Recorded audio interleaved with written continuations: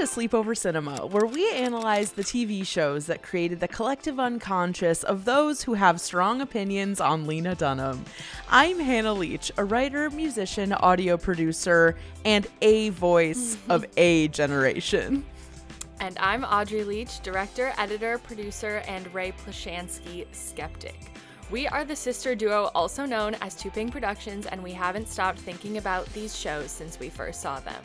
We're going to explore the good, the bad, and the nonsensical of the media that first inspired our love for problematic and navel-gazing white women in an attempt to answer the question, are they actually auteurs? And at the end of the day, do we really care if they are? Today we are talking about HBO's Girls. So I calculated, and I can last in New York for 3.5 more days. Maybe 7 if I don't eat lunch. You should never be anyone's slave, except mine. He never, ever texts you back. My entire life has been one ridiculous mistake after another. When you get hungry enough, you're gonna figure it out. Physically hungry or like hungry for the job? I am really gonna miss your energy. I've been dating someone who treats my heart like it's monkey meat. It's a bummer, but people do outgrow each other. Will you still have sex with me? When it's appropriate. Sure. You're smarter than this, Hannah. You could be a little more supportive. You are so self-involved. You were always like this. This is why you have no friends from preschool. I have a lot of friends from preschool. I'm just not speaking to them right now. You could not pay me enough to be 24 again. Well, they're not paying me at all. I think that I may be the voice of my generation, or at least a voice of a generation. I think you are. A bit, yes. I'm a lady, she's a lady, you're a lady, we're the ladies. Please stop the fight! I could change the world one extremely dumb girl at a time. And when I look at you, I see a pupil. Thank you. Okay, I'm gonna be real with you guys. This is the most excited I've been for an episode in a really long time. Yeah. Audrey and I have been texting about it for days. There is an unbelievable amount to discuss with this show, with our relationship with this show, with it in relation to Sex and the City, because again, this is the past 2 episodes have been, what's it called? This is a comparative literature exploration of Sex and the City and Girls. Instead of a question for the culture, I figured that I should do this instead. If you are a family member of mine. Get out! If you are anyone, if you're a family member of mine, consider finding your nearest exit and going through it, because it is impossible to earnestly and honestly talk about Girls without disclosing a lot of humiliating personal information, because that is all that Girls is of the show, in my opinion. If you, as a family member or childhood friend or whatever, choose to cross this threshold, consider that you have signed a waiver. You have signed a waiver, and you cannot talk to me about anything that you hear. I can't afford a conversation about it. So just keep that in mind. T. And does that apply to you, Audrey? No. Only because I know what you're referring to, so I don't have anything on that level of relation. So not really, no. Okay. Well, we'll talk about it when we get to it. Okay, so there's so much to talk about. If you haven't seen Girls yet, which I know a few of our listeners haven't because I've had conversations with people, I have a feeling that this episode will get you to want to watch it. Or maybe, not. Hopefully you've watched it in preparation. I think that it will be encouraging, hopefully. But okay, I think we should just get right into it unless you have anything else you want to say. I saw JoJo in Moulin Rouge on Broadway a few days ago. That show is kind of bad. It's kind of bad. That's what it Mom is. said. Like I saw it with our mom, and we were kind of laughing. I mean, I was definitely laughing through the whole thing. Like, it was funny. Because let me just give you one example. The midnight number, what do they call it? The 11 o'clock number. Oh, the 11. Yeah, the 11 o'clock is like number. the main character, and they made him from Ohio. Why? It's a mashup of Crazy by Gnarls Barkley and Rollin' in the Deep. And it's supposed to be him saying, does that make me crazy? Like, he's like, it's supposed to be serious. I remember when, like, no, stop. Audrey almost so knocked over bad. her entire setup with her passion. Okay, anyway. Mom said the same thing. She was like, the mashups I was hearing had no business existing that way. No, but did JoJo look amazing? Yes. And that's what mattered. All right, we're getting into this now because there is so much to talk about. Okay, so let's get into the facts. Girls premiered on HBO on April 15th, 2012, and ultimately aired its last episode on April 16th, 2017. So almost 5 years later to the date, which is very interesting. I would also like to point out that I started watching Girls my freshman year of college during the live release of season 3, and the show ultimately finished in April of my senior year of college, which to me feels very important to keep in mind. The show had 6 seasons and 62 episodes. The show came to exist after Lena Dunham's second full-length indie feature, Tiny Furniture, which was essentially a very low-budget and long episode of Girls, won Best Narrative Feature at South by Southwest and Best First Screenplay at the 2010 Independent Spirit Awards. And then a major key player stepped in. So Judd Apatow of Freaks and Geeks. So Judd Apatow, an extremely well-known and successful TV and movie producer known for, of course, Freaks and Geeks, but also Knocked Up, The 40-Year-Old Virgin, This Is 40, Bridesmaids, Pineapple Express, Forgetting Sarah Marshall, Anchorman, etc. Really, really established, accomplished man. He saw Tiny Furniture and was like, there's something in here. I really like this.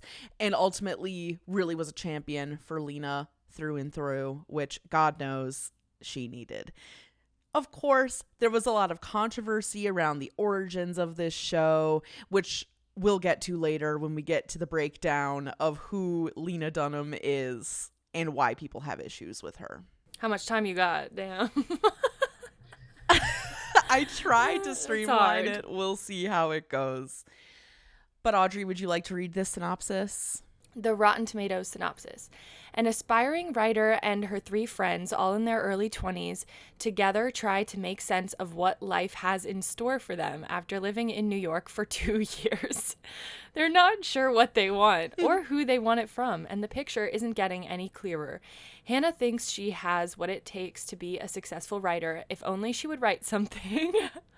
She wants a boyfriend without dealing with an actual relationship, and she wants a job without having to work. That's tea. Marnie is Hannah's best friend, a type A personality who has a serious boyfriend and an actual job. Jessa is a devil-may-care bohemian whose apparent lack of fear hides her own kind of insecurity. Her cousin Shoshana is an NYU student who would love nothing more than to experience a Sex and the City lifestyle. The others tend to underestimate Shoshana, but she proves to be a sharp source of wisdom. That is a good synopsis because we were not going to be able to describe every character so succinctly, probably. So yes, that's nice. So again, we have Hannah, Marnie, Shoshana, and Jessa. Just keep that in mind as we go forward. Okay, that was a really well-written synopsis. Thank you to Rotten Tomatoes for that one. Finally pulling through with something for cohesive. Sure excellent. Had to dip into Common Sense Media.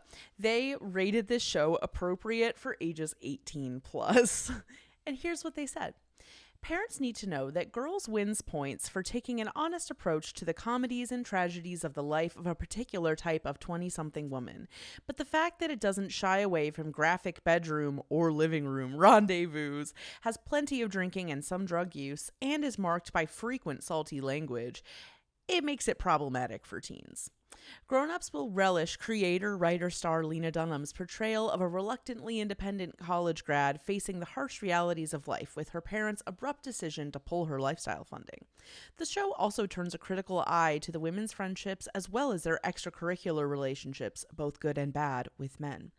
The characters aren't always impressive role models, and Hannah's sense of entitlement in particular can raise the ire of some viewers, but all of this plays a role in a refreshingly frank story of finding oneself. The show's mature content makes an iffy choice even for older teens, but if you do watch with them, the content is sure to open the door to meaningful conversations about relationships, careers, and long-term financial plans. Oh. You can talk to your kids about talk to your kids about their Roth IRA.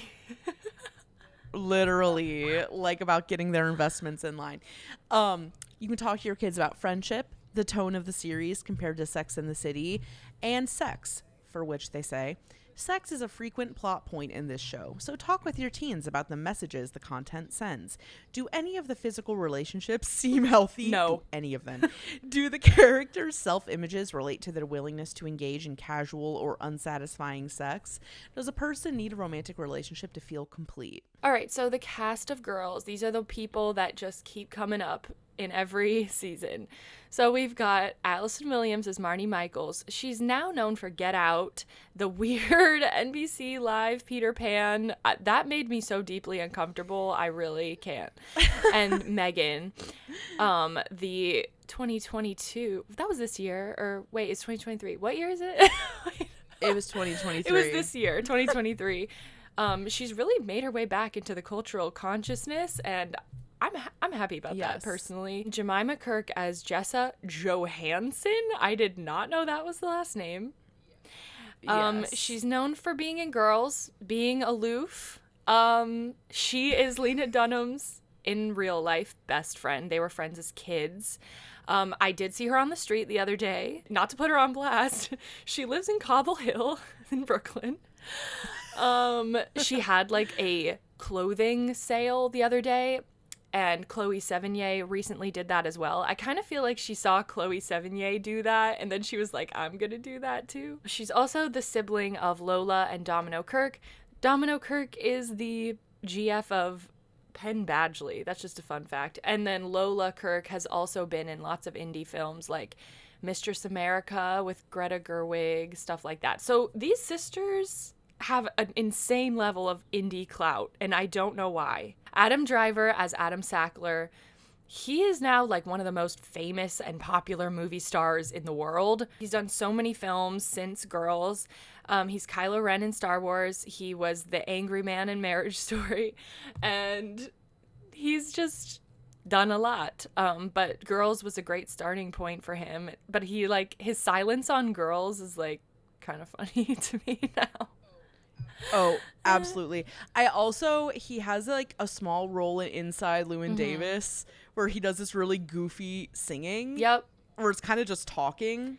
He has a part in Frances Ha. He's like definitely in that indie Greta Gerwig mumblecore film world, but like barely. Yeah. And you should definitely watch that if you haven't. It's so good. Zasha Mamet as Shoshana Shapiro. These are some great alliteration names. Wow.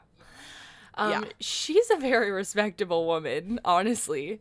She's in The Kids Are All Right, The Flight Attendant. That's like a more recent thing she's done. She's been in a lot, but she hasn't been in a lot that I've seen. Back when people were really heavily in the business of accusing Lena Dunham of being a Nepo baby, they also would accuse Zasha of being a Nepo baby because her father's a playwright. David? What's his first name? It's David Mamet. We're going to get into the Nepo baby accusations shortly here. Next, Alex Karpovsky as Ray Plashansky. I don't know why he's cool, but apparently, he is. Andrew Rannells as Elijah Krantz. And Hannah saw on IMDb that his headshot was very BFA in musical theater. That tends to mean like just bright and shiny smile, like a color gradient, maybe a scarf, like things like that. Yeah. Also like out of focus except for his face. Like it very much looks like he just like took like a Broadway bound workshop where you like get a headshot. He's at the workshop. Jimmy Awards. He is killing it at the Jimmy Awards. Absolutely. Now, though, he is known mostly for being in the original Broadway cast of Book of Mormon and The Boys in the Band. He's in the Ryan Murphy kind of world, like the gays, so many white gays. But I love him, and I feel like we would be friends. Like, we definitely would. Then we've got Becky Ann Baker as Lorene Horvath, which is Lena Dunham's mother, that character. She's also the mom in Freaks and Geeks, and I love her so much. She's so great. Yeah, I included her kind of just as like a bonus treat because I could have also included her dad. I'm sure he's accomplished as well, but just like Becky Ann Baker is an icon of the genre, so I just had to include her in there. And last but not least, we have Lena Dunham as one Hannah Horvath. Who the hell is Lena Dunham, and why do people care so much about her? Lena Dunham is the writer, director, and executive producer of Girls. There's other producers and writers involved, but it's her show. It is her baby. To me, personally, Lena Dunham is an icon and an idiot, and I feel like my creative work has been impacted by her forever, and a lot of people feel that way about her. Whether or not they are willing to admit it on tape, I'll be the one. Here I am admitting it on tape. And people are starting to come around, which we'll get to later. There's no way to talk about Lena Dunham without talking about all the controversy that has swirled around her. So I'm just going to get into it. So as we said earlier, she made Tiny Furniture, this indie movie that everyone really loved, which led to Judd Apatow getting involved, which led to this fabled meeting she had at HBO, like a pitch session, where she came in and was like kind of unprepared, but was like, I just want to write about neurotic people that are kind of bad, but really nuanced, and about women and blah, blah, blah, blah. And somehow that led to her landing this pilot deal. I'm guessing it had a lot more to do with Judd Apatow's confidence, his track record, and also the film Tiny Furniture. If you get that accolade at South by Southwest, it is your ticket. I have seen it happen with people that I know from film school for at least 2 years. You can do something. So the show starts coming out in 2012, and the first thing people have feedback for her on is that the cast is all white, and that the only people of color in the pilot were described as good at Photoshop or were a taxi driver or a homeless person. And one of the things that people said about this in the discourse was like, is it possible for a 20-something in 2012 Brooklyn to only have white friends? To which I have some bad news. Absolutely, it is true.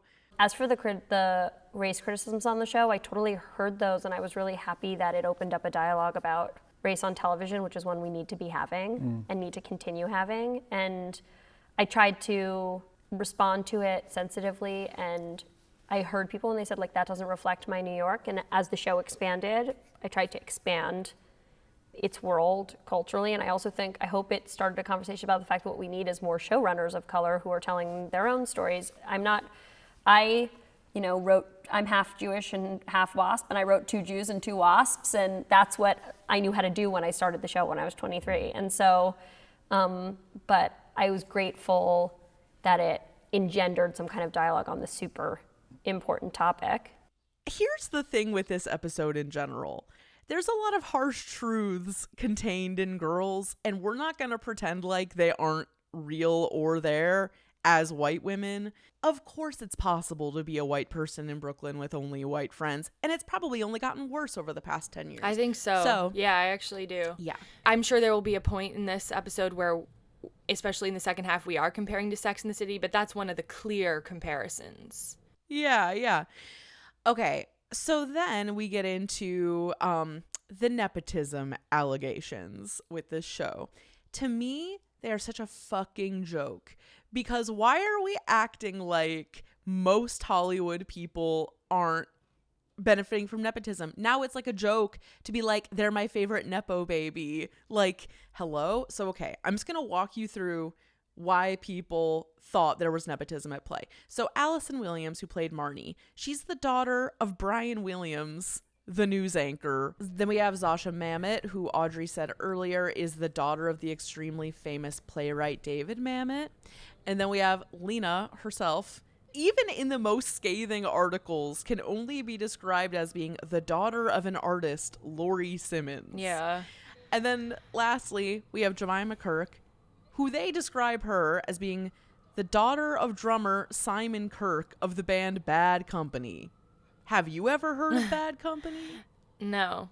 I feel like these are all like third, fourth tier Nepo baby allegations. Right. Like, if you really want to, there are some real ones where it's like, no, that's actually valid. These ones are run of the mill. The nepotism thing is ridiculous. It's like no one ever got a television show because their mother was like, you know, an alternative art figure in the 1980s and 90s. Like, that's not how it works. I wish that's how it worked. I didn't cast anyone for any reason but that they are people who fascinate and thrill me. And Brian Williams didn't strong-arm you into... No, I didn't grow up in a house that watched news. I didn't even really know who Brian Williams was. I was like, had him confused with Charlie Rose. I was like, okay, guys, do your thing.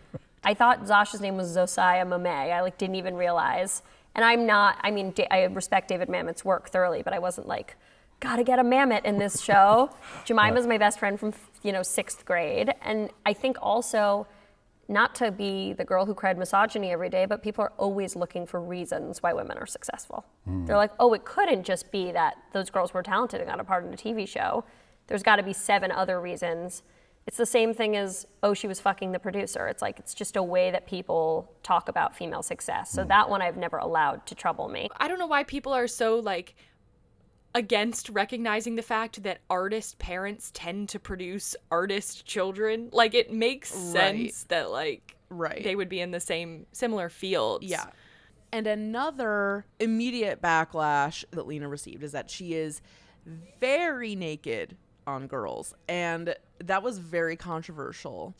So I found this quote from a 2022 interview with Lena talking about people's reactions to her body when the show first started. She said, how the public responded to her naked body in Girls was, quote, a trauma all its own. I had always thought there was something crude or superficial about caring how people responded to me. So I tried really hard in my 20s to act as if I didn't notice. It's like having a bad boyfriend, she says. You learn to compartmentalize the insults. Quote, I thought I could receive all this input about what a hideous cow I was and also hold on to this feeling that I am essentially, you know, lovely. She is braver than the fucking Marines. She has an insane level of confidence. Or just like, and I think that this ends up being the whole thing with her is that it's like, is it confidence or is it extreme determination to stick your neck out creatively, like despite your own mental health, despite your own dignity? Yeah. Like, it really is compromising. Yeah, like compromising your dignity for some form of approval. That is a big theme of the show. Yeah. And then we had the era when Lena's memoir, Not That Kind of Girl, came out. And a lot of the stuff in that memoir people really picked at. We're going to come back to the memoir because I have a direct interaction with the memoir that is quite notable. But so there was this very loaded passage in her memoir where she talks about this interaction she had with her then sister Grace, who has since transitioned and his name is Cyrus, but then Grace, where so basically what it is that she talks about like putting pebbles in Cyrus's vagina in like a weird little kid. Like, okay, from my perspective, it's like little kids do a lot of weird shit like that. Like, and I think that it's extremely bad faith for anyone to be like, Lena Dunham is a predator. Yeah. Because are you really telling me you didn't do any weird shit like that as a kid? Like, And also, why would she put it in her book? It's just one of the many, many, many, many examples of her not using her foresight in today's climate. Point is, she could have foreseen a bad faith interpretation of this story and not included it, but that goes against what she does as an artist. She always puts the uncomfortable thing in there. She always puts the little bit edgy thing or little bit odd thing in there, and that's what got her acclaim in the beginning. So for the climate to change for her in that sense, where all of a sudden people definitely want to hate her for a lot of reasons, they're going to look for reasons. There is a line in one of the episodes we watched that was so close to this story. The vagina in the bathtub? Yeah. Yeah. There was a line that she threw out that was like, I told my mom that my babysitter touched me in the bathtub, and I don't even know if I was lying or not. Like, she's just talking about how she would like make stuff up as a kid, and that this is the character though. But the lines get so blurry because it's a lot of it comes from it comes from her own mind, her own experience. Yeah. Okay. I feel like that's the most controversial thing. This is the elephant in the room, kind of. I just feel like so many people, and this is going to come up over and over again, like so many people look at her and see the worst parts of themselves in her and are like, squash it. Like, I don't want to see it. But she's just willing to say the things. So, okay, all of that existed. But also a lot of people were like, why is this person in their mid-20s writing a memoir? Like, she hasn't lived enough life, which is also bullshit because people in their 20s write memoirs all the time. But in this same 2022 Guardian interview where she was talking about the reaction to her body, this is a little passage about it. Rereading the press around her first memoir brings the discomfort now familiar when looking back at the pop culture of the recent past. Patronizing, picky, and often breathtakingly cruel. She's currently working on a second volume. Quote, in my first book, every story needed to be tied up with a cute little bow. Like, and that's how this made me the fun, funky CEO I am today. And now I'm very comfortable being like, actually, this made me a terrified bed dweller. That's so accurate. I'm pretty sure I did listen to the Celebrity Memoir Book Club episode on this book, and that was one of their main critiques too, was that the stories didn't necessarily lend themselves to here's a cute bow after this terrifying story or whatever. Yes. So yes. But I could see in her first book deal that them wanting that to be the takeaway for her because she's had all this success so quickly. Okay. Also, somewhere in the mix here, she had all these pets and then had to give away her pets, and everyone was like, Lena Dunham's an animal abuser. Yeah. I didn't even write that in the list. That's just another thing to keep in mind. Another side note, where everyone's like, your show's only white, your show's only white. So in 2015, she started Lenny Letter, which was this newsletter where she featured women writers, mostly young women writers of color, in this newsletter that would come out once a month or every other week. And to me, it felt like a move that was a little damage control-y, but whatever. Because she still proceeds in September 2016 to sit next to NFL player Odell Beckham Jr. next to the Met Gala and then have this stupid conversation with Amy Schumer 2 weeks later saying this. I was sitting next to Odell Beckham Jr. and it was so amazing because it was like he looked at me and he determined I was not the shape of a woman by his standards. He was like, that's a marshmallow. That's a child. That's a dog. It wasn't mean. He just seemed confused. The vibe was very much like, do I want to fuck it? Is she saying that he said any of this or... No, she's saying that that's how she interpreted the way that he treated her, but people were mad at it because their argument was that she was sexualizing him as a black man whose only thoughts would be about whether or not she was fuckable. To which I say, her main thoughts are about whether or not she's fuckable. Yeah. If you can take anything from her body of work, it's that was her main concern for most of her life. I would say that that's more of a her problem than a... Right. But it's not it's not her sexualizing him, it's her sexualizing herself in the eyes of everybody.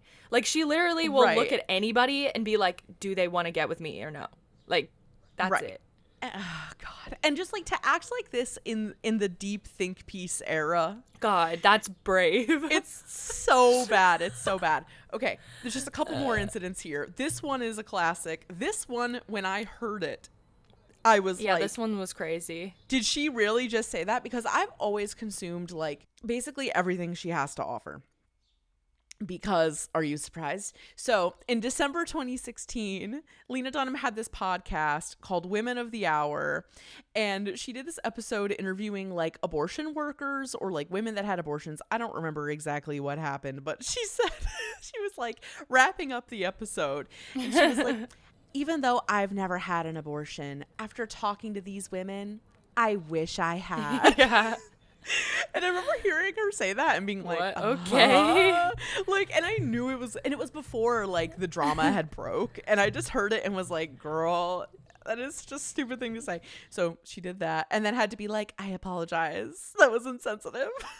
November 2017, these allegations come out against Marie Miller, who is a staff writer on Girls. The actress Aurora Perrineau accused Marie Miller of having sexually assaulted her in 2012 when she was 17, and instead of honoring Aurora, who unfortunately happened to be a woman of color, on top of it all, instead of taking her accusation seriously, she and Jenny Connor, right, who were co-showrunners of Girls, and also Jenny Connor and Lena launched Lenny Letter together, they released a statement, and this is one of the highlights.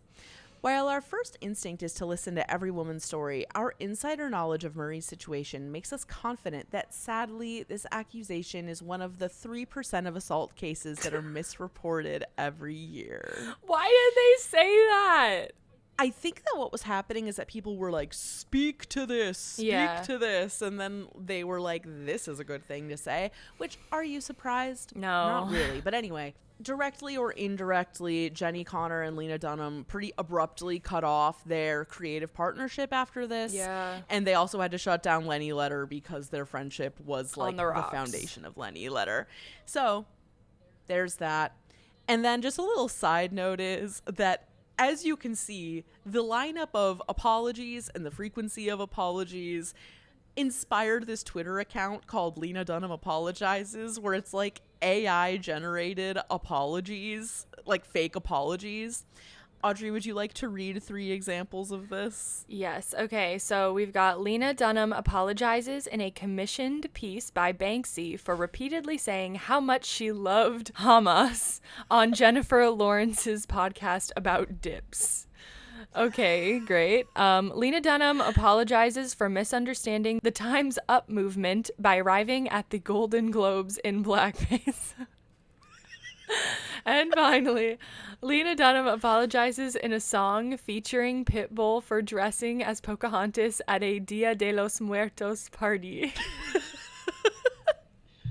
And all of these things are extremely possible, honestly. Oh, we also didn't mention that she and Jack Antonoff are dating throughout this whole period. Yeah. And if you remember the Jack Antonoff, Lena Dunham, Lord PowerPoint PDF that we talked about, the PowerPoint, just keep in mind that all this has been happening with Lena Dunham at the same time. So in 2017, she and Jack Antonoff break up. Girls ends, and she basically pieces out. Now she's kind of just chilling. She just released this movie, Catherine called Birdie, which was like her medieval coming of age book adaptation that she produced. Also, Sharp Stick. And also, she has a really good podcast with her friend Alyssa Bennett that honestly inspired a lot of the formatting for this podcast. It's called The C Word, and it's on Luminary, which means you have to pay to listen to it, but like I do it because I ride for her, unfortunately. She's chronically ill, and she also, she has a lot of like really bad chronic illnesses, and she went to rehab for addiction to benzodiazepines a few years ago, and she's very open about it. And I just think that I wanted to read you guys this tweet from 2021 by the playwright of Slave Play and chronically online person Jeremy O'Harris. Y'all sit on Rihanna's internet and talk about my good sis Lena Dunham like she didn't set the trend for a full decade of television and body every imitator that came after her by writing 3 of the top 20 best TV episodes this decade. She's human and made mistakes, but the pen is undeniable. As time has moved forward, as we've hit the 10-year mark since this show began airing, people are starting to cut it a lot more slack, especially people that are like 24 and younger.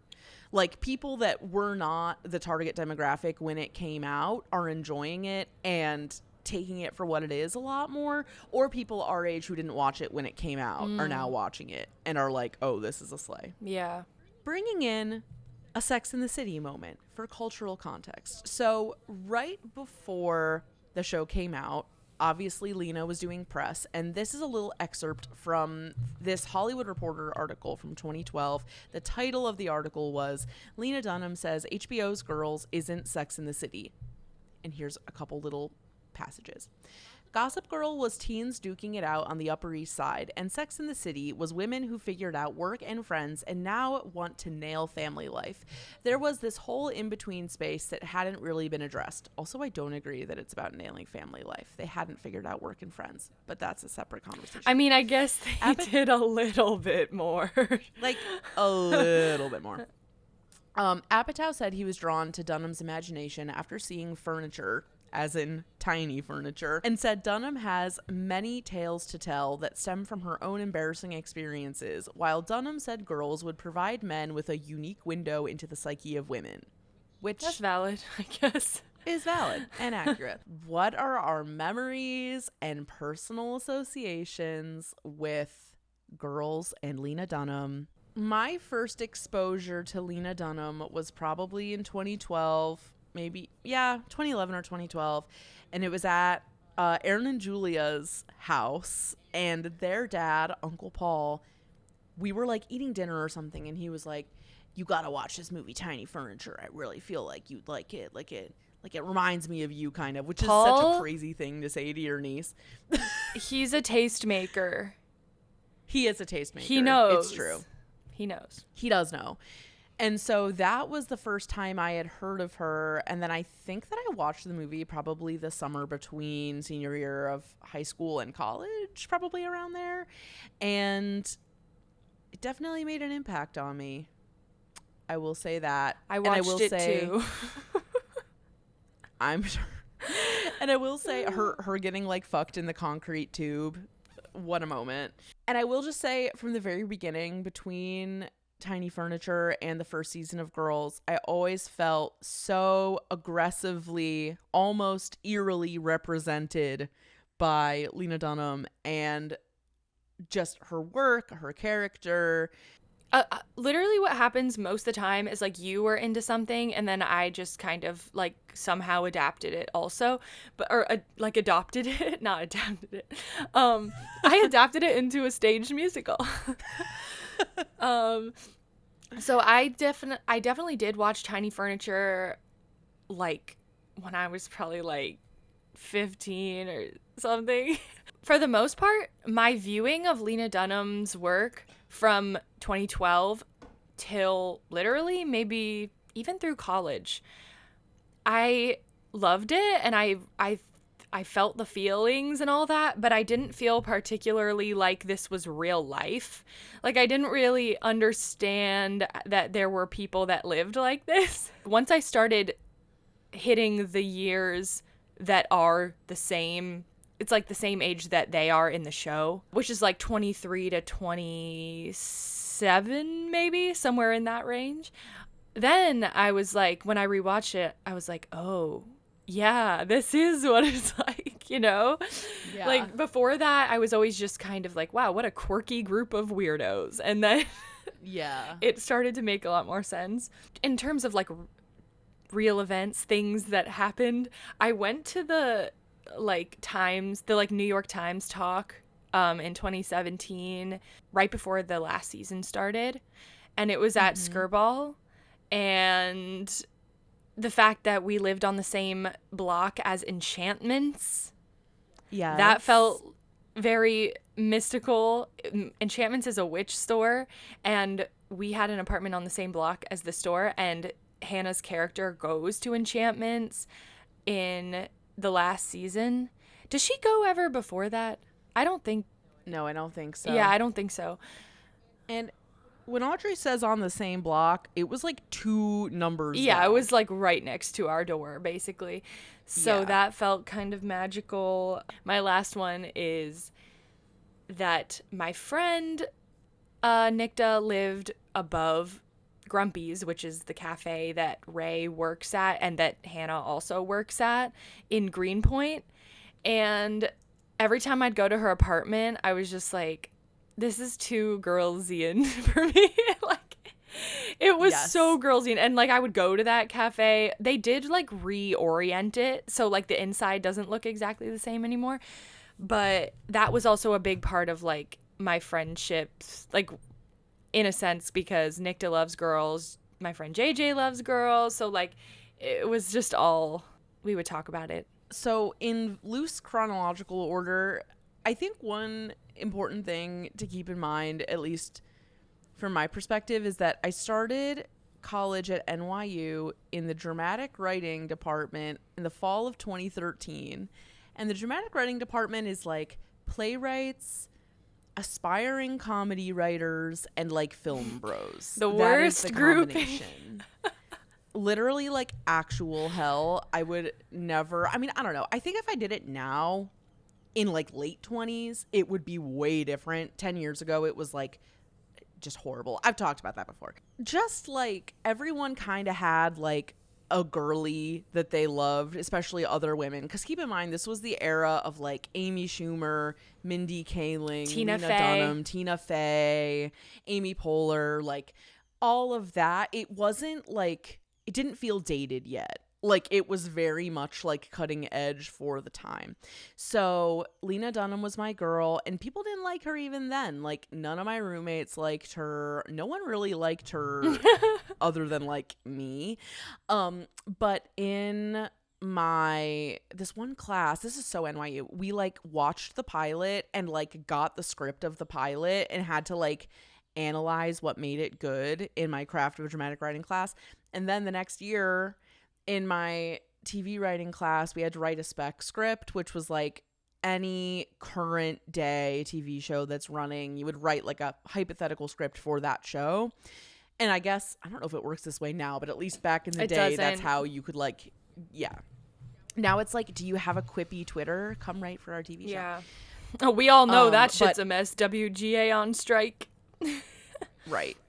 But back in the day, you would like write a spec script and like submit it somewhere to get hired. But the point is, I wrote a spec script of girls and I was like, ooh, like this is a dream. I can't believe this is school.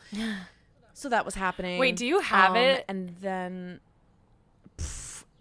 definitely somewhere. I would have to find it. Publish something. I'll find it. I have like a dark amount of this stuff on my computer. I'm sure it's in there. I'm going to have to like throw up after I find it, but I'll find it. This is like my peak obsession. So the memoir comes out, or actually no, it's in the lead up to the memoir. And basically I somewhere see this thing where they're like, submit your questions for Lena Dunham and she'll answer them like in a video. First of all, I'm really good at figuring out the question. I'm good at asking people what they want to be asked. Not only was my question something I actually worried about, but it was also something that I knew she wouldn't be able to help herself to answer. It was right on the money.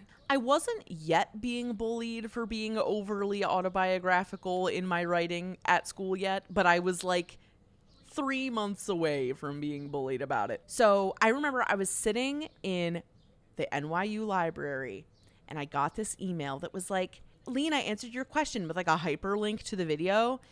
I felt like I had won a sweepstakes for like a cruise. Like I was so excited. A Danimals cruise. Here's Lena Dunham reading my question. And she says, my name. Hannah from Cleveland, Ohio asks, was there ever a time, especially as a young female writer, when you were told to be more serious with your writing or were made to feel insecure about writing from your own life experiences? What would you say to young writers now that may be facing such criticisms or insecurity? Thanks, Lena, XX. The answer is yes. I definitely dealt with people acting like being a woman, writing about your own problems was somehow silly or unnecessary or not contributing to the cultural conversation in an essential way. As trite as it is, what I kept returning to was the idea that the personal is political and that by sharing your own stories, you're essentially performing a kind of activism that's very important, especially as a woman right now in America, and that by sharing things that are close to you, you will connect to other people who feel alone in the world. And that idea has been proven to me time and time again by the interactions I've had with people who have responded to my work. My name is Lena Dunham, and my book, Not That Kind of Girl, is for sale September 30th. I hope you'll buy it, but even if you don't, go to the bookstore and move it towards the front. Make Blair Witch-style piles of it. Won't take you that long. What else are you doing? And that was not my first brush with Lena Dunham. Then my second brush was that NYU's, like, resident housing department or something was doing, like, a giveaway for a ticket and a +1 to the premiere of Girls season, I thought it was season 6.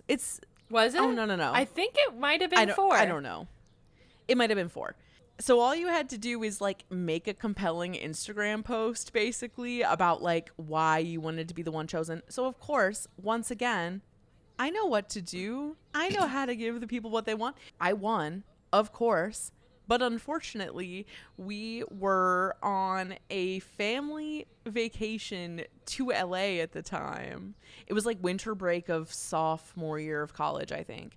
And it was like, yep, that's correct. I won it and I wanted to go so bad. And mom and dad were like so annoyed at me about it. And I was like, I know it's bad, but this is like so high stakes to me. Like, I don't even know what to do. And so they bought me a flight to New York, and then I felt so guilty about it that I changed my mind because I was like, this is so awkward. Wait, they didn't waste like, the money though. I think they got a flight credit or something. I mean, they fly a lot, so yeah, so that was shameful. I would have, but then my friend Paige went. I wouldn't have blamed you. I know, it was just really like, I don't really regret it. But well, it happened. The weird thing is we left that vacation early, period. Wait, I forgot about that. So the vibes were so off that we just called it. Like, Audrey was a senior in high school and I was a sophomore in college. And my main thing that I remember is that mom's gonna get mad that I was sleeping on a cot in the kitchen and that she would get up at like 6 and like loudly make coffee. And I'm like, Mom, like, can you at least try to be quiet? And she would not. You did not say the fact that I was the art director of this Instagram photo that got you to win the comp. Yes, you're right. So you're right. And we will post this. It's a nice little pic stitch of Lena Dunham sitting in her bed with like a stickered laptop in this really specific pose, and then we created like the exact frame in my bedroom. It won me something so significant. Did Paige tell you like what it was? It was just like so my friend Paige went in my place, and it was just like a casual red carpet situation where like she kind of interacted with the crowd, but it wasn't anything like crazy, I don't think. But I still wish I had been there because I had this whole dream where I would like write her a note and then be like, be my mentor, and then hand her the note, and then I would be famous. That's how it would work. It's a 3-step plan. Direct to success. Anyway, so of course we're watching the first and the last episodes as we always do, but then after that we are watching season 2 episode 2, I Get Ideas, season 2 episode 5, One Man's Trash, episode 7 season 3, Beach House, and season 6 episode 8, Goodbye Tour, which is the second to last episode. We have so much more to talk about. You know, it's gonna be a long episode because this is kind of our magnum opus, so we'll meet you back here and we'll continue the conversation.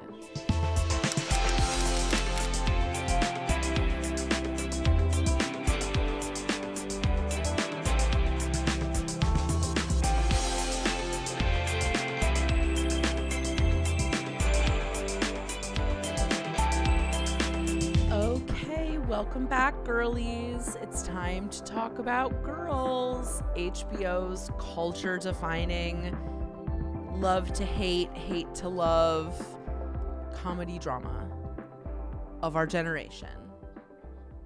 A voice of a generation. So let's start with the pilot.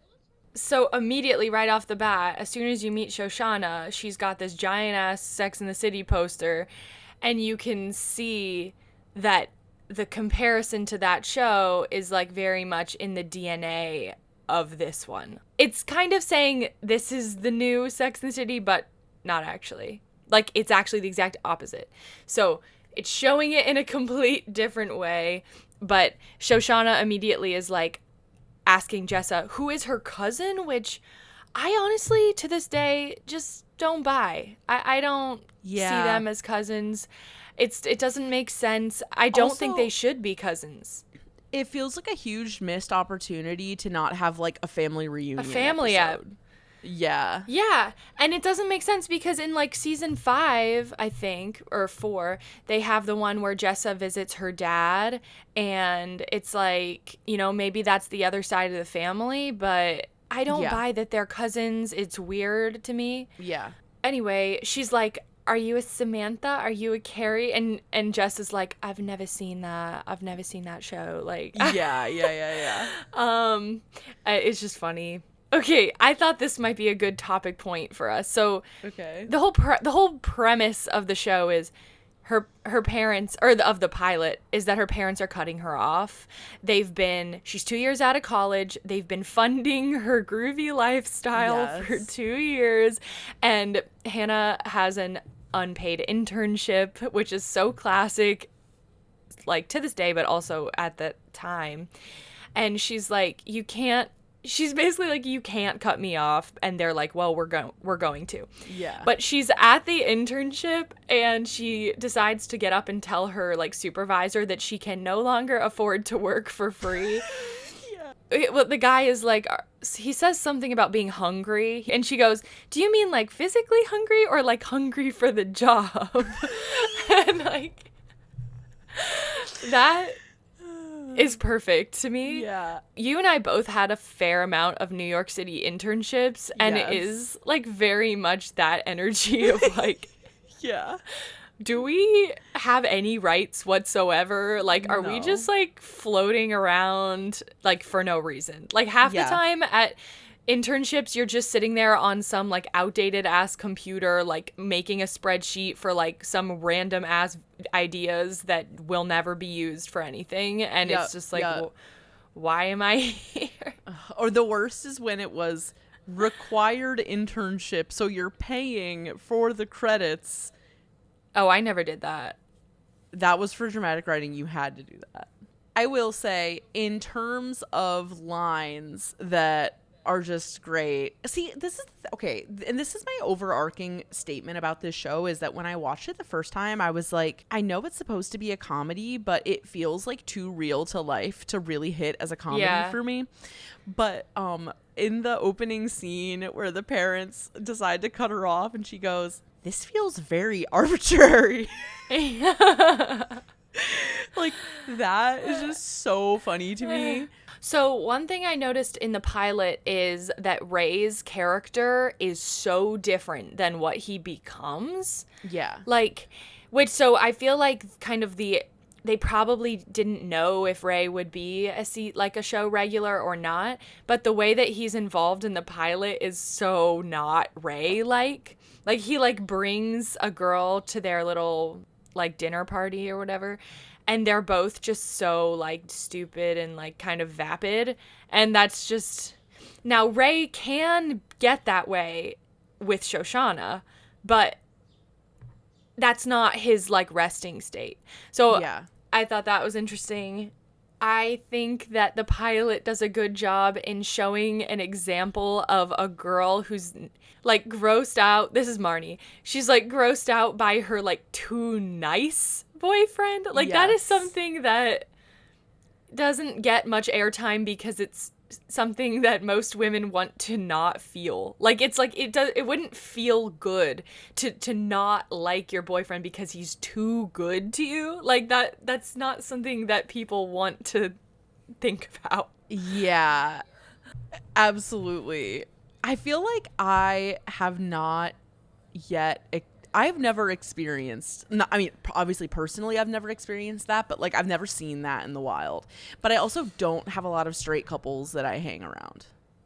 No, and also it's not something usually, I feel like that is deep in shame. It would take a really close friendship like theirs for her to be able to like verbally say that. Yeah.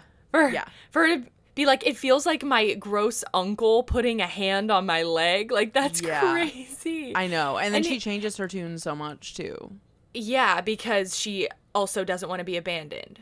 Like, she has both of these feelings at the same time. She's like, please do not break up with me, but you disgust me. Like, it's both. Right. Two small things and then a big thing. Another thing that made me laugh is when she drinks the opium tea. Yeah. And she's like, I thought you said it tastes like Twix. And he was like, no, twigs, like small sticks. That made me laugh out loud. I also find the amount of cuddling and nakedness between platonic people to be really weird. Like, not weird, but like I just can't relate to it. I can't either. I kind of wish I could, but I do think it's like a different type of person that like does we that. would never cuddle. Can you imagine how weird that would be? But I also feel like it's sort of like personality types. There's just some people that need that more. Yeah. Like that trumps their need of like talking deeply or like having a deep conversation. So yeah, I think they're just apparently that type. Like her and Elijah, her and Marnie, her and everyone except Shoshana. Because they're all boundaries. They're all very physical. Yeah. Okay. And then my big thing with this episode, there's so many more funny things in here. I feel like the opening of this episode and a couple things in this episode, like, encompass what so many people's problem with Lena Dunham is. Especially people are always like, in the pilot, Lena Dunham claims to be the voice of a generation. Oh, yeah. First of all, Lena Dunham isn't saying anything. Hannah Horvath said that. And not only did she say that, then she said, or at least a voice of a generation. And I'm like, that's just the classic bad faith interpretation. Yeah, well, I'm just like, why was everyone so determined at the time to give the most like bad faith reading of like everything she ever did? I feel like, again, it's it was easy. She was such an easy target, but like I don't want to be like internalized misogyny or like, but I mean, it is. It depends on who it's coming from. I think from my perspective now, it's like Lena Dunham was doing a great job at portraying this type of person. Yeah. And is that type of person relatively close to who she is or has been? Yes. But you can't write that without having a pretty distinct level of self-awareness. Right. She's aware of this like mindset in her generation, and there are a lot of people young adults who just like, they're just like throwing shit at the wall to see what sticks. And her real goal in that scene is for her parents to keep giving her money. Yeah. So that is the character's goal in that scene. It's not to try to actually prove. She has just had opium. She shows up to her parents' hotel room unannounced as her last-ditch effort to try to keep being funded to live in the city where she can hopefully make something of herself.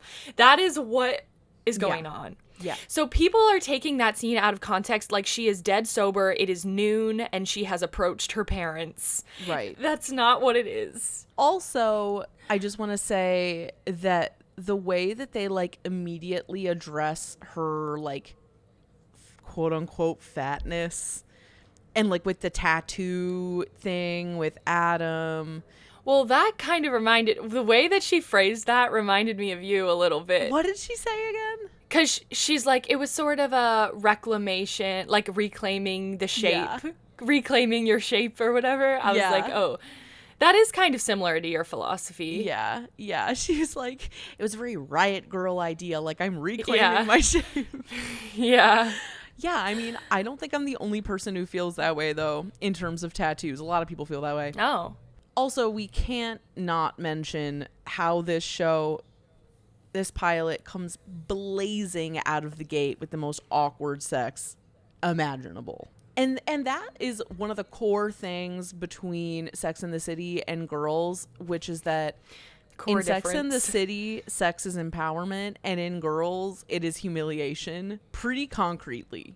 There are almost no sex scenes where everyone just had a good time. There's one exception, and we're gonna get there. My last note for the pilot is, this show is my comfort show. It's one of mine, too. Yeah. Let's move on to Season 2, Episode 2. This aired on January 20th, 2013, and the synopsis is this. Hannah gets unsolicited musical attention from heartbroken Adam and displeasing opinions on her writing from Sandy, aka Donald Glover. Elijah questions his sexuality. Marnie makes a career compromise when her curatorial dreams are crushed. Jessa revels in married life. Shoshana and Ray make magic, and Elijah and Marnie harbor a secret. The hate album, the hate song that Adam sends to to Hannah is so funny. You destroyed my heart. Thanks. Standing outside, not making a sound, creeping around. You destroyed my heart. Thanks.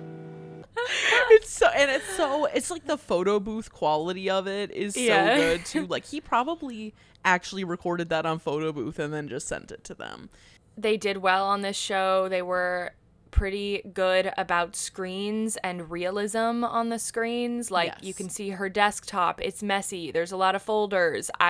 That is something that I really appreciate, because I've done so much and seen so much shitty screen replacement. And I love when it's organic, and I love when it's also reflective of the character. Yeah. And that's something they do well. Yeah. In this show. And it's all aged well too. Like, the screen usage all looks good still. The reason why we picked this episode is because of the Donald Glover role. Keep in mind, season 1, everyone's like, this show is really white. This show is really white. This show is really tone deaf. La la la. And so they bring What are we gonna do? They bring in Community era Donald Glover to be Lena's Republican black boyfriend. And keep in mind, the episode before, really good though. It really is. The episode before, which was the season 2 premiere, like, one of the first scenes is her making out with Donald Glover in like a bookstore. The bookstore in the Williamsburg mini mall, to be exact. There you go. Looking back at it now, I can't help but think it was a conscious / trolling choice to be like, to be like, and that's something that Donald Glover would be into. Yeah, he's into that kind of thing. He's into trolling. He's into doing the thing that you don't think he's gonna do. Yeah, but like, the fight that breaks them up is that he doesn't like her writing, and so she immediately springs into asking him about all these political issues they don't agree on, including really high percentage of people on death row being black. And then she accuses him of maybe fetishizing white women. And then she says that she never even thought about him being black. And the ending of the argument concludes with Donald Glover going, "You gotta go, you gotta go." And I think that in my mind all the time. Like, the line of him saying "you gotta go" just lives in my brain. Always. You gotta go. Yeah. Also, right now. The part where it's Donald Glover and Lena Dunham, and then Elijah comes in and he's like, I don't know how you'd feel about being in a tight space with a queer. I'm just like, girl, this has aged so badly. You know, people will watch this. Sometimes media literacy is just so bad with people that they can't watch this and understand that, like, Lena Dunham, the person, knows what she is saying. She is aware of the scene that she has created here, and she knows this is not a documentary, okay? So Hannah or Lena having Hannah say, I literally never thought one time that you were black, and he's like, you should think about it.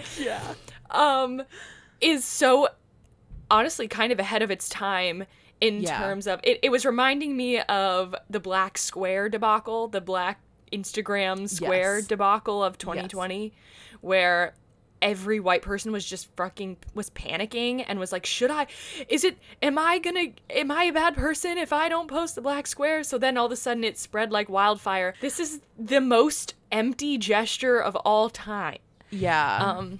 I remember at the time not posting the black square and feeling like conflicted about not posting it. It gets so granular down to the most like ineffective, unimportant, actionable things that we thought we could do at the time that meant something, but in actuality they mean nothing. Well, and so much of it too was about the fear of being perceived as not caring. It seems they share a similar thread there, like that scene and like what happened in real life in 2020 where white people are just like so confused about how they should talk about race. Like Hannah's character, she's like trying to say that she never thought about it, when in actuality you should think about it and you should recognize those differences, and you should also, it's so funny that she says that like after or around the time that she says that most of the men on death row are black. Like, what? Yeah, she says that. And then like 2 seconds later, she's like, I never even thought about the fact that you were black. And he was like, what do you mean? Like, you just brought that up. And she also is trying to say that because he's a Republican, that means that he does not think that Elijah should be able to have a beautiful gay wedding. So I also just want to say, pretty person job is extremely real, especially in New York. Like being a hostess or being like a bottle service girl or whatever, like that's a real thing. But we all know that. That's just a little side note. I love when Hannah thinks that she's pretty enough for a pretty person job, and she's like, all different kinds of men like me, black men, Republicans, at all. That just made me laugh. At all. And then lastly, this is et al, right? Okay, this is where the show like scrapes towards actual question mark for me, which is when Adam breaks in. And then she calls 911, and the show plays it off like she was overreacting by calling 911, but like, if your stalker ex-boyfriend shows up to your house, you should call 911. Also, he was acting scary. He was. If he was acting normal, then it might be it would seem a little more strange, but no, I mean, the fear that she's feeling was so visceral in that moment that she called 911. It starts ringing and she's like, oh, what the fuck am I doing? Hangs up, and they just so happen to show up because they're doing their due diligence. And so I think that's it's not an overreaction, but certainly like the fear was real, and that's what it caused. Well, it's also like such a it's also such a classic domestic violence thing, because you know how there's like those secret apps you can get on your phone that are like actually connections to the police, so you can contact them without having to like show that you called them. Like to me, it just feels like that's a situation where Lena's lack of perspective on what is acceptable from straight man partners gets a little bit murky. Like her own blind spots come through especially hard in that part, I think. Yeah. I mean, I don't think that it's like irresponsible necessarily to put in the show, but it is like, it's definitely interesting. It's definitely. I just think I don't know. telling about her. Now it's time to talk about season 2, episode 5, One Man's Trash, which aired on February 10th, 2013. The synopsis is, a man comes to the coffee shop to complain to Ray that someone is leaving trash in his trash cans. Hannah follows him to his brownstone to confess and ends up spending the rest of the day and the next day with him. This is not just a man. This is not just a man. This is Patrick Wilson, who, as you know, is one of the very few men that Audrey or I would give it all up for. He is Raoul in Phantom of the Opera. Yeah. He has such good taste. This does align with everybody else that's on our good white man list, where it's like, I don't know the man, but you know that he at least has good taste and women like him and want to be friends with him, because he ends up being in projects directed by women and like kind of ran by women, and he will play himself. He will do literally anything. It's just, he's just one of those people where like when you see him, you know that the project is like of a certain quality. Yes. Oh yeah, he also he's in the HBO adaptation of Angels in America, which is also a green flag. I mean, we can just get it out of the way that Ray is really weird at the beginning. He flips out for no reason. Yeah. I don't like that scene. It doesn't make any sense. I feel like that whole conversation could have happened between Hannah and the guy, and like Ray could have been like standing in the corner like waiting for her to like do something about it, and that would have made more sense, because then her following him home and like telling the actual truth would have just clicked more. The first question that I had as I was rewatching this, and every time I watch this episode, which has been more than the others, I think, I have I wonder why. I always have a different experience with it, but one thing that really struck me this time was like, why would he have invited her in the first place? But the answer is lonely, and also just like men. Yeah. Just like he's got a lot of power. Yeah. There is no situation that he could possibly perceive where him inviting her in would like go badly. Right. Like it's like, fine. He has this beautiful house. He's really hot. He's a doctor. He offers her lemonade. Like, men do things for the story as well. We're gonna come I don't back think he anticipated the hookup part. I think he just was kind of. You don't think vibing? So? I don't think he thought that was gonna happen. Why else? Why would you, as a man, invite like a 24-year-old I don't know why they do anything barista into your? I don't know why a man does anything ever. I can't even say that I honestly could guess. So I don't know. The sex that they proceed to have is the only non-awkward sex of the whole show up until that point. It's not exploitative. It's really like emotionally shot.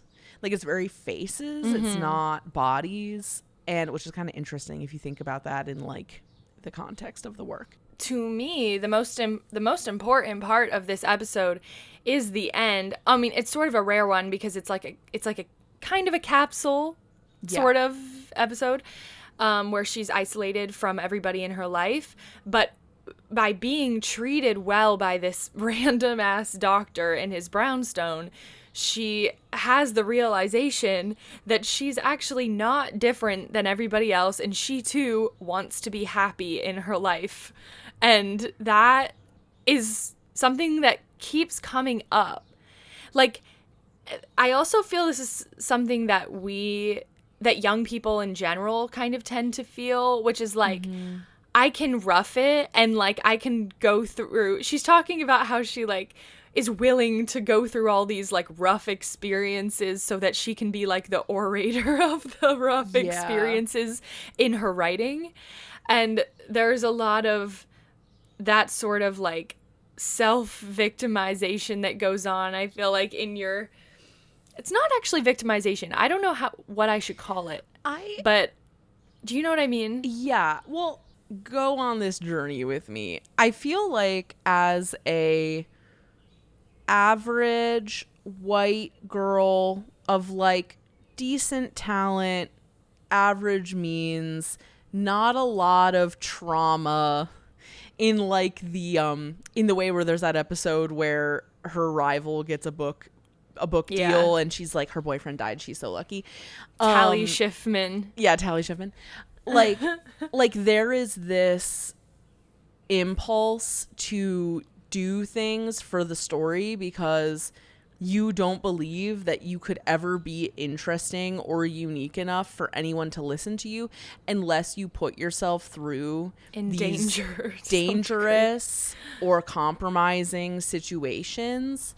And then when you get through it and you're able to be a funky CEO, as stated prior, you're like, oh, I'm a real artist. Yeah, like I'm a real artist because I have put myself through this.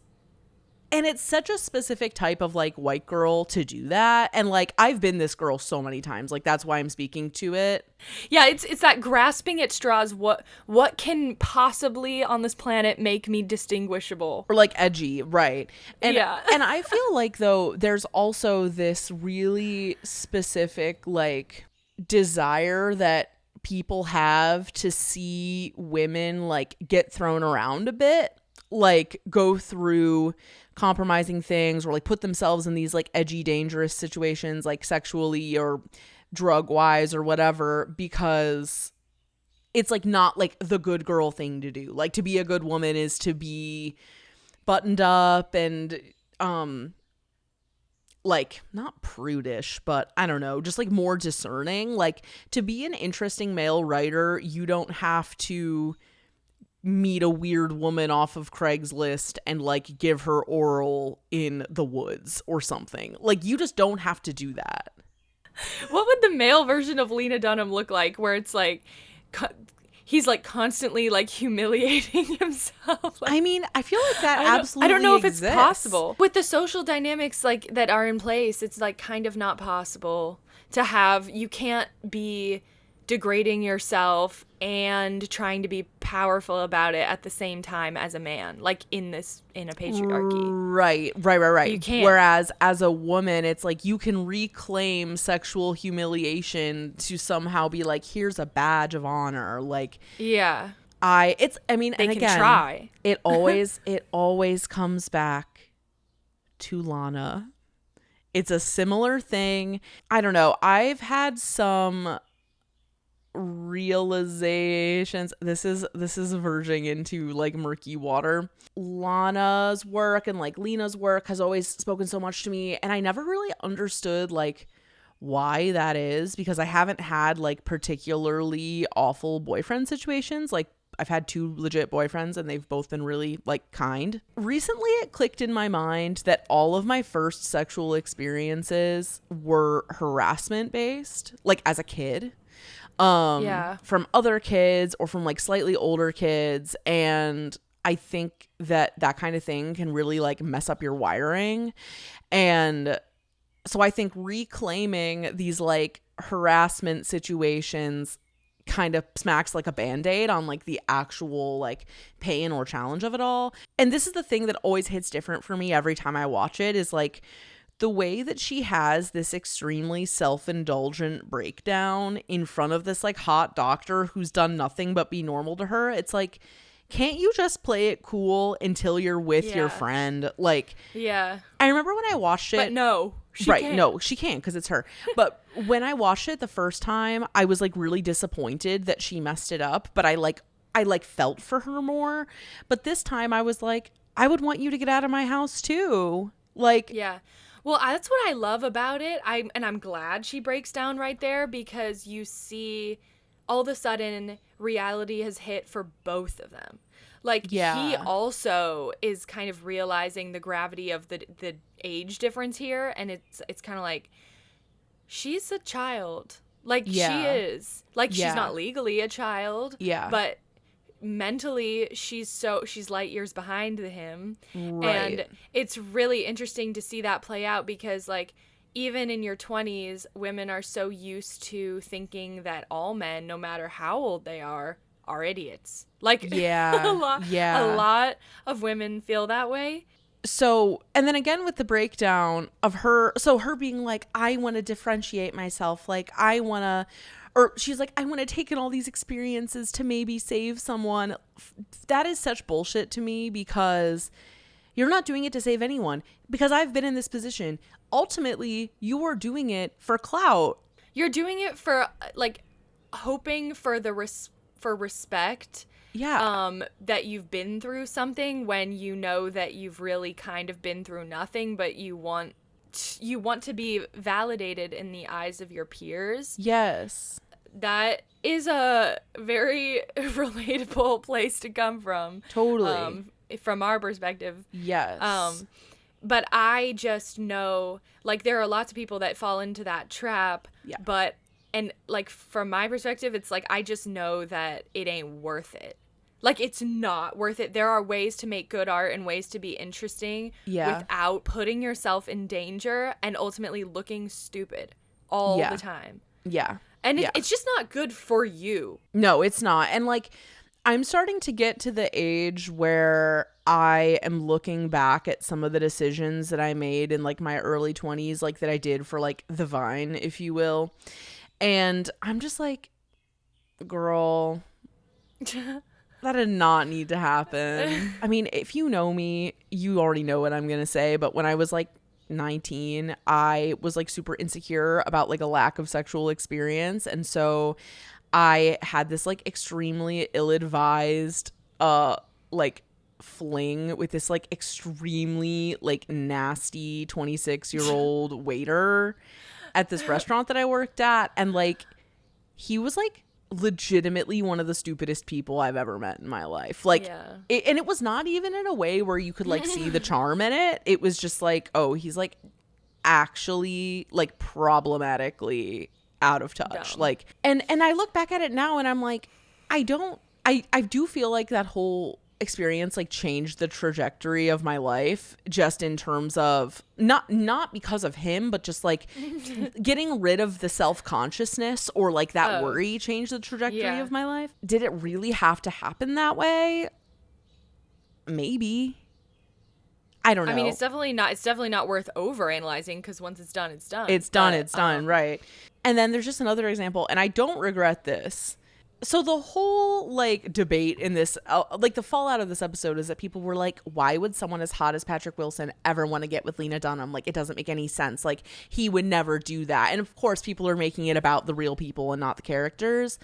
But like, also Patrick, don't underestimate him like that. Right. Come on. Right.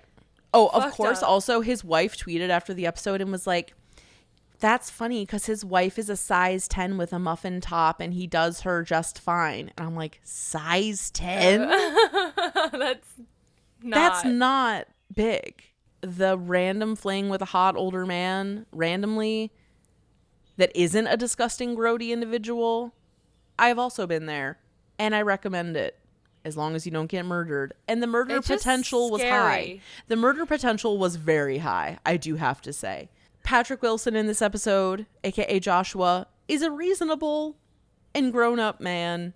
He really commits no actual sins, and that's it. Next episode, season 3, episode 7, Beach House, aired on February 16th, 2014.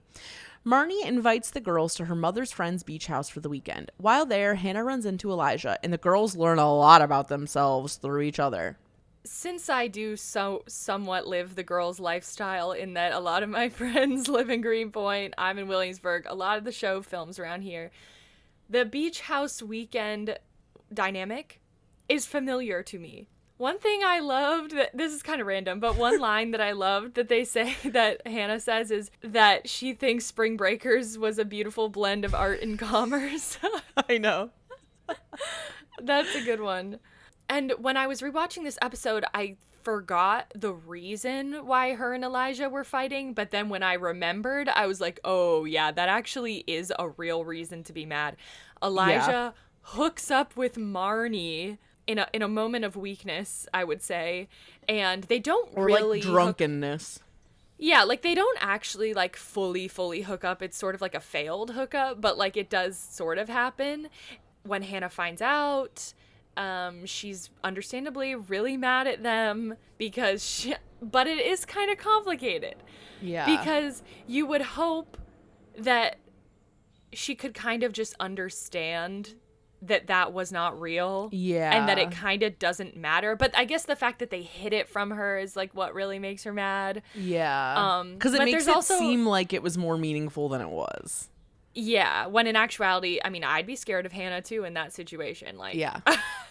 I also wouldn't want to tell her. Marnie, this is the episode for Marnie's control issues. Yeah. This is other than the wedding one. I'd say that also is a good example.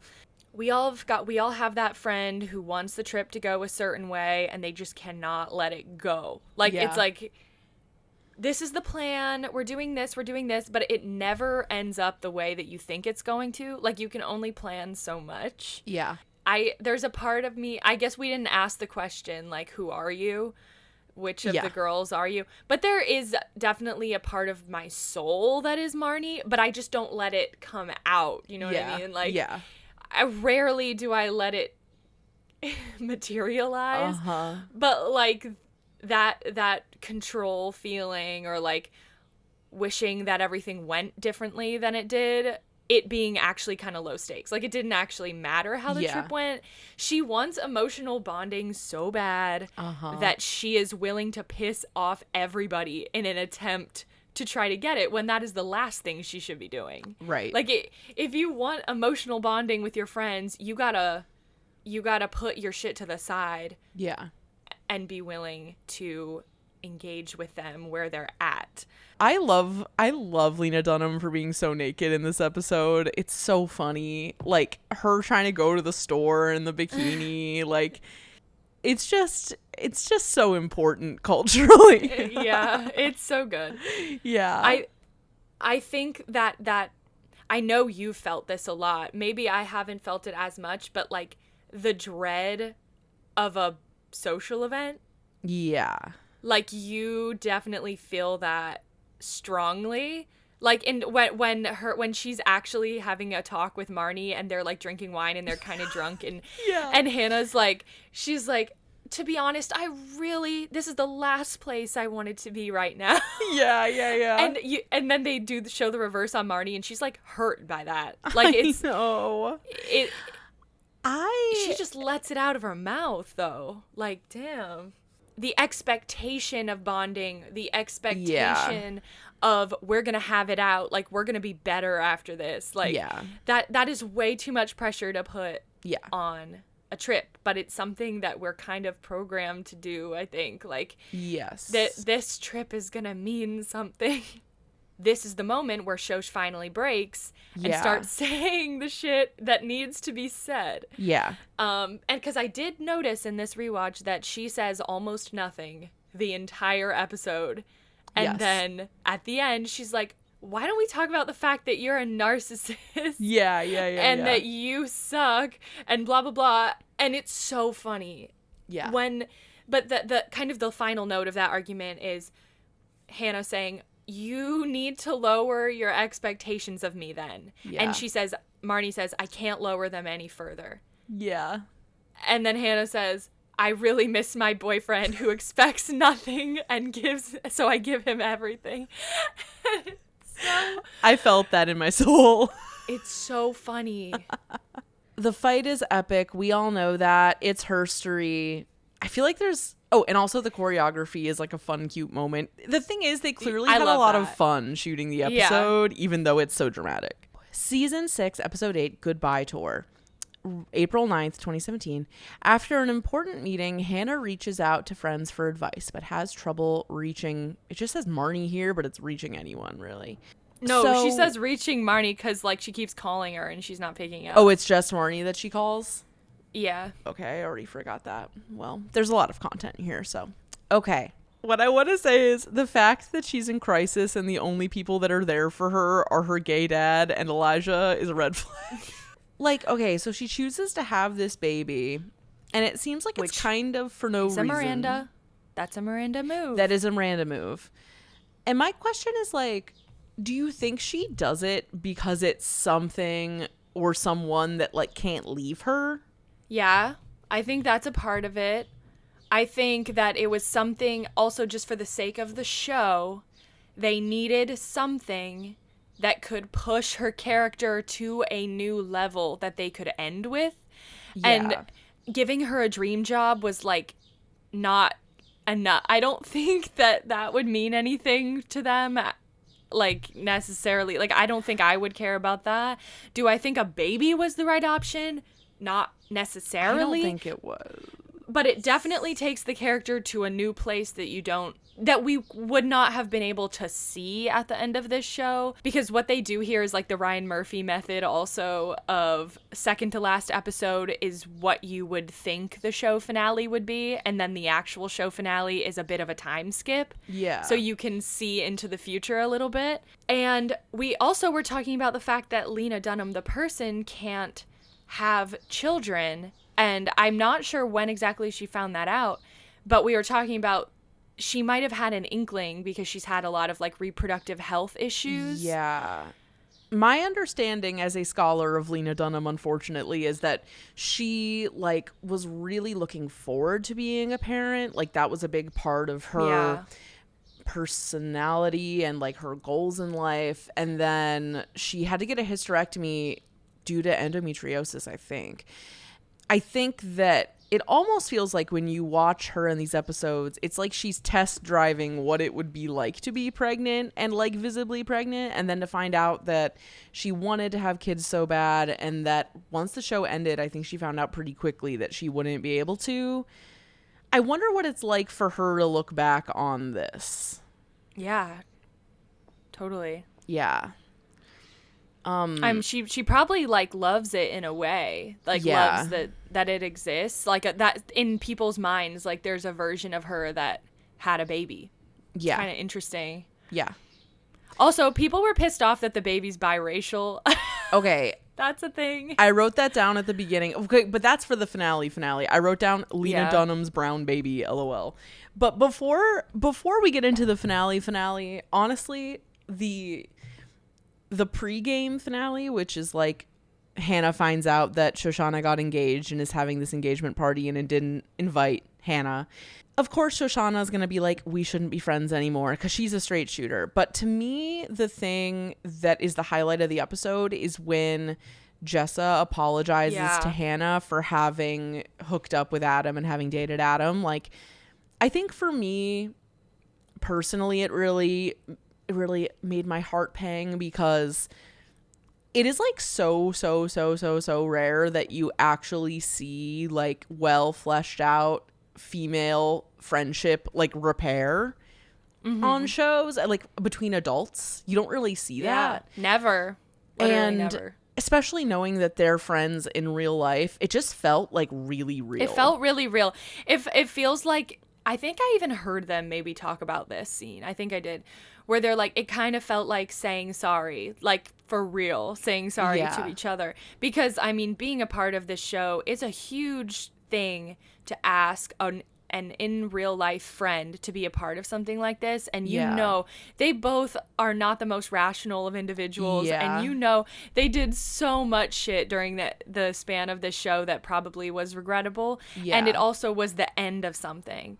So like, I can see that being, that those tears feel really authentic. And that's the one thing about Lena Dunham is like, a lot of people hate her for her earnestness, but like when she cries on this show, it feels like it's from such a core place. She's bringing charisma, uniqueness, nerve, and talent. And like, sorry, is it everyone's cup of tea? No, but like it's there, you know? How much she's putting herself on blast and how real it feels. Like, very rarely is there a moment, there are probably some in like seasons 4 and 5 where I'm like, okay. But for the most part, it feels really real and grounded. Yeah. And like the fact that they do the apology and then they like actually have a little bit of fun after, I'm like, oh. Well, she's the queen of the slow motion dance party sequence. Yes. Even though I will say that happens a lot. I will say that was weird to me. Like watching her in her little overall shorts do her weird dance, I was like, okay, this is a little hateable for me. It was just a little long. the second to last episode was hitting me in a very specific way, also because I also am about to move from here. Mm-hmm. So just that feeling, that's very real to me right now. Yeah. So seeing her be in that mindset, I never really had to relate to it in that way. Mm-hmm. So I think leaving New York, that's such a thing, is such the idea. I mean, people write essays about it. It's like a cultural concept. Like, it's such a thing. I think, especially for you, because you've been there so long, it's going to be an interesting adjustment for sure. I feel like leaving Cleveland has been, everyone's really happy for me. Like, everyone's really excited to see what happens. They could not be more opposite emotions from people. Like, I know. You leave Cleveland, everyone's like, oh my God, like, I know. this is amazing. I know. You leave New York, everyone's like, okay. Right. Good luck. Right. Right. I mean, and I think a lot of it with Cleveland is that, like, I've given a lot to the people that I have worked with and that I'm friends with. And so everyone's like, go do something for yourself. And I'm like, thank you very much, girls. So anyway. I mean, leaving New York for LA also is like, that's a specific is like thing. A whole other thing. That's like its own cultural thing. But yeah, that's true. Yeah, we'll see. We'll find out. Yeah. If you were leaving, what that's about. Like, when I left New York for Cleveland after college, I remember telling everyone, like, it's just for a second. Like, I'll be back. And that was like actually kind of the plan, but here I am. So, okay. Finale. To me, it's a weird dream spinoff of the actual show. Are you glad it exists? Are you not glad it exists? I wish that they would have taken the good energy and, like, the budget of that episode and just put it into the finale, like the pre-finale finale.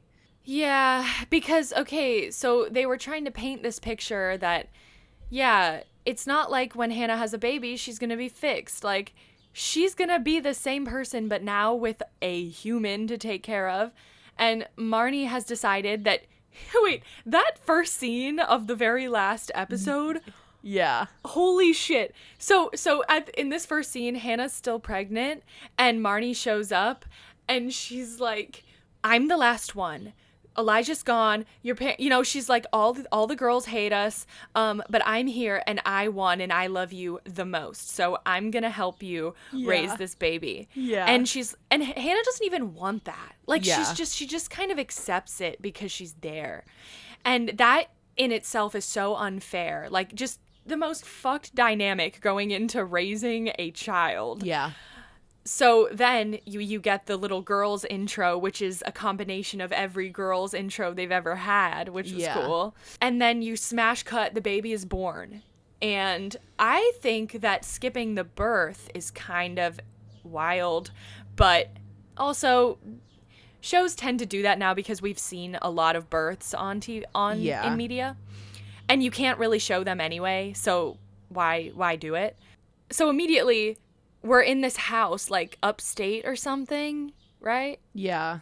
Marnie is, like, trapped, but she's trying to tell herself that she's not because she chose this. She calls in Hannah's mom for help. Yeah. And her mom her mom just immediately reads her to filth. Like, yeah. Her mom really shines in this show, and especially in this episode, too. She gets, like, a whole good plot. With her dad. We didn't even mention. Yeah. Yeah, we didn't even mention that plot line.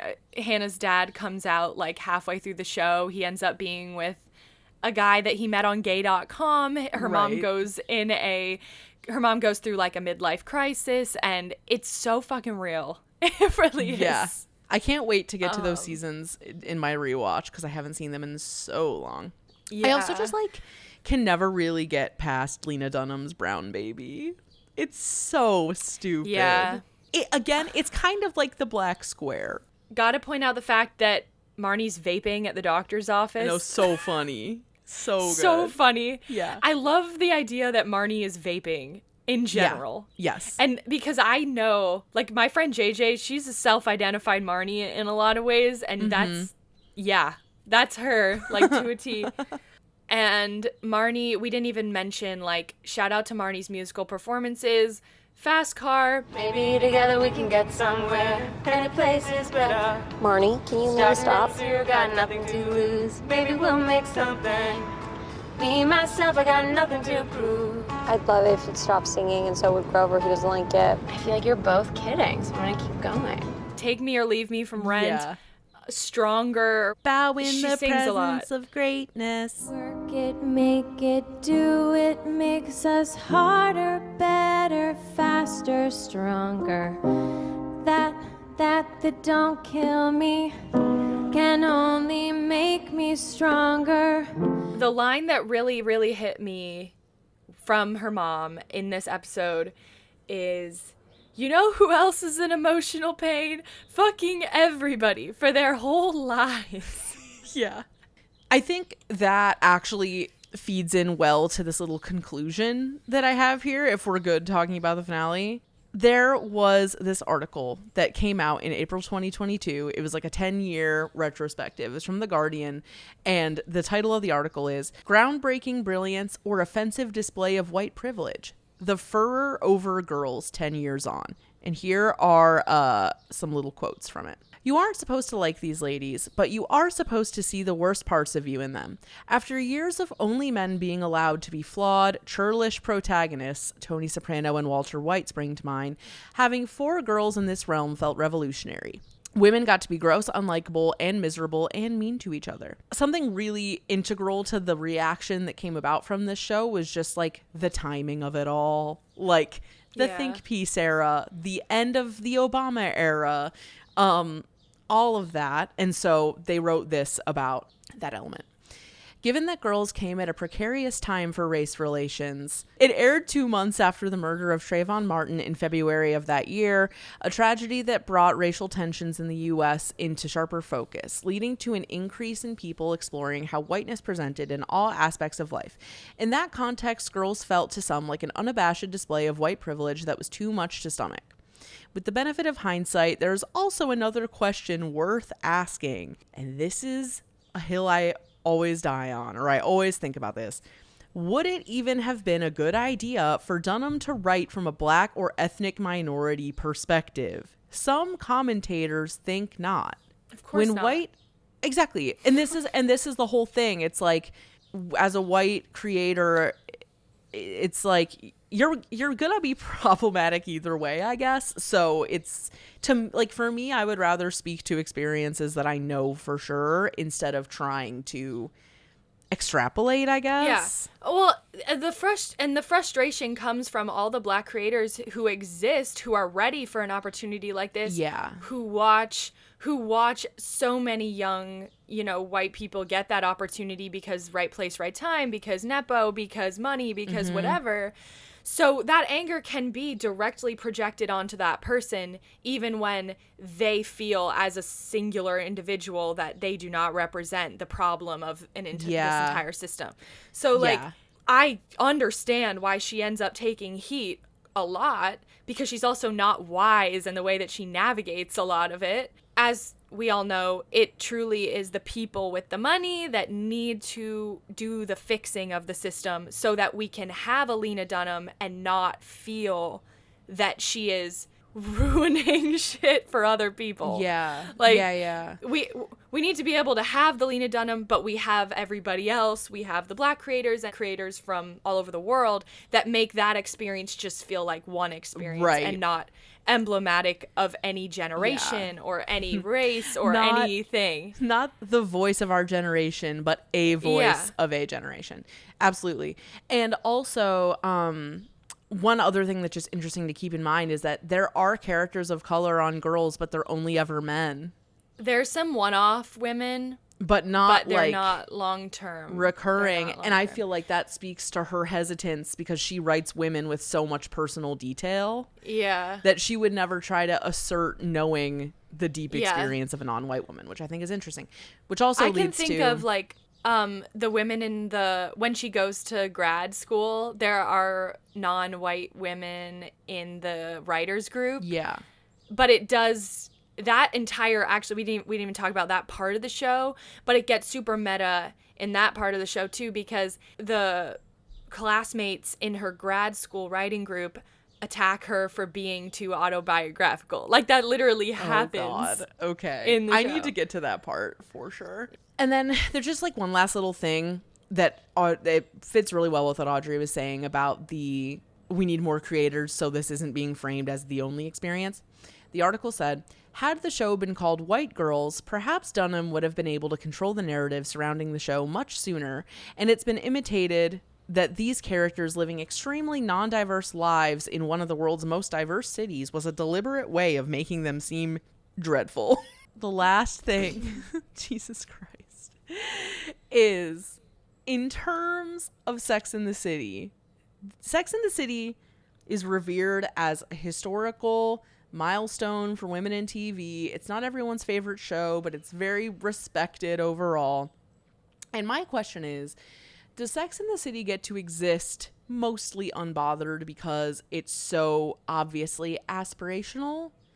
Why were people so mad about the characters and the stories of girls?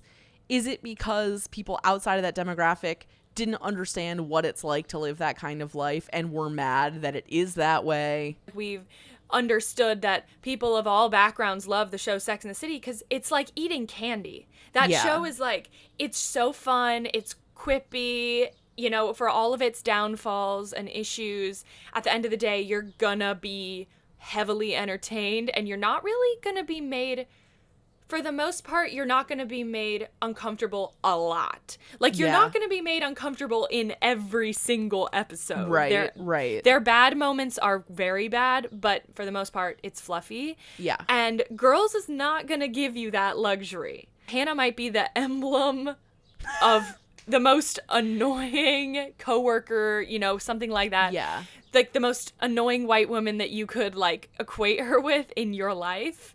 In terms of like the shows that have been able to come after Girls, you cannot deny that people like Issa Rae, which was sort of at the same time, also HBO, Issa Rae, I May Destroy You. Michaela Cole. Yeah, Michaela Cole, that's a more recent one. There's been a lot of Fleabag. creators. So regardless of all the shit, we can move on from it and get more diverse shows out there. But also, Girls is a good show, and I'll say it. It is. It is. It just is. It just is. It's so well written. Yeah, and I think for people like us, we can relate to it personally, which adds and are we problematic? Yeah. Yes, we've established that. But I think that if you can't relate to it, you can observe it honestly, like you would observe like a Succession or a show that has a really specific world to it. I also don't do reckless shit every single day. So there's a lot of things in Girls that I don't relate to. Right. But I also just want to say as a footnote that this show came out before the era we're in now, which is shows featuring white people that, well, you know what? Okay, the era right now that's like, we're making shows about white people, but all the white people kind of suck. Yeah. And that's like the thing. Girls was just doing that before it was the thing. Yeah, Girls was and so people didn't know. They didn't have an eye for it. So people were like, "Oh, she must really be like this. Like they must all really be like this." Right. Because we're not like now we've talked about this before, the White Lotus, the Succession types where it's an elite, it's like a prestige show where the white people suck and you know that the creator is writing it that way on purpose. And people did not really know about that back then. Right. Anyway, I feel like we didn't talk enough about Sex and the City, but like that's okay. Okay. You guys see the parallels, right? There's I mean, truthfully, you actually watch the shows back to back. I did watch some Sex and the City after I watched Girls last night, just for fun. Yeah. The connection between them is the difference and the contrast. Yeah. Like, that's why I can understand mentioning it in the pilot, because it's like, remember this depiction of New York? We're not going to be doing that. Right. Darren Star, Lena Dunham. I want their collab. Let's get them. Oh my God, imagine. And he's a gay. They would probably get together be crazy and succeed so hard. Okay. Yeah. Holy moly. This is our longest episode ever, I think. Thank you for attending our masterclass. Audrey, we will be writing at NYU and asking, I mean, hey, listen, if there can be a Taylor Swift class, if there can be a fucking whatever, pop star class, let us have it. Yes. Come on. Seriously. It would be very interesting. Anyway, time to listen to me say things. You can find more from us at evergreenpodcast.com/sleepover-cinema and keep up with our latest creative projects at tupingproductions.com. We're on Instagram, Twitter, TikTok, and YouTube at Sleepover Cinema and post a full video version of each episode on YouTube every Thursday. Please subscribe to that channel, by the way, if you haven't. You can follow me, Audrey, at Audriana Leach on everything. And you can follow me, Hannah, at Hannah Ray Leach on everything. And please join our Discord at the link in the episode description or on evergreenpodcasts.com. You can check out our merch at tupingproductions.com/shop. We have every item ever created. Just kidding. And if you are a Lena Dunham warrior, defender, or if you hate her ass, you don't gotta be a defender. It's just if you're there's real people to hate. There's real people to not like in this world. You are so right. That is such a good point. Send the episode to a friend, and you can send it to a friend even if you want. As long as you're spreading. Listen to these idiot girls. Listen to these stupid broads talk about Lena Dunham for 4 hours or whatever. Sleepover Cinema is a production of Evergreen Podcast, produced, edited, and engineered by us, Hannah and Audrey Leach. Sleepover Cinema is mixed by Sean Will Hoffman with theme music by Josh Perlman Hall. Executive producer is Michael D'Aloia. Bye. Bye. It was nice to see you. No. Your dad is gay. No.